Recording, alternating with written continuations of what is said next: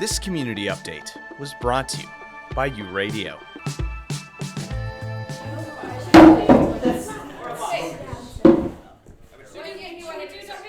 Boxes are hurriedly shifted into place as students await their cue. Do some free. Start with some frees, okay? Coach Elizabeth Stephenson instructs the practice, and the students jump eagerly into a scene. The 8 students, engrossed in an atmosphere of creativity and spontaneity, are part of Grant Park High School's improv team. They can now also count themselves as winners, placing first in the Manitoba Regionals of the Canadian Improv Games. As a new team, only starting last year, winning was unexpected, says Asher Rohn, who is still shocked by the team's achievement. I thought that we would get second, but we didn't, and just the rush of feeling that, like, oh my God, I can't believe we won was so amazing, and I'll never forget it. Over the lunch period, twice a week, the students diligently practice, working on teamwork and developing critical thinking. These skills are fundamental, explains Eva Rice, and even apply to life off the stage. You learn how to think on your feet and problem solve in situations and interact, and how to kind of react to different emotions and situations. And this is personal, but I want to be a lawyer, right? And so for me, I feel like improv is great to, a great skill to have for a courtroom. Greatest superhero of them all. You are a villain. You are a poser, and I will oppose you. Freeze! As one group ends their scene, another quickly fills their place, taking only a moment before they throw out ideas. You stole my pink watermelon plushie.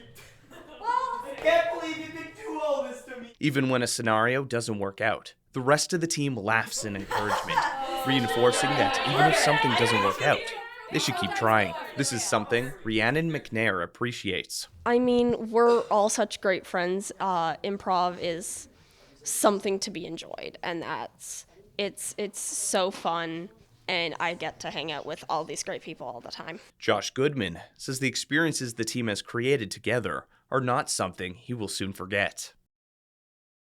Having fun with my friends, and some of the scenes we create are just so absurd and funny. They get called back to later on in completely different scenes, and you remember that stuff for a long time. Even for those who are new, the experiences have been memorable.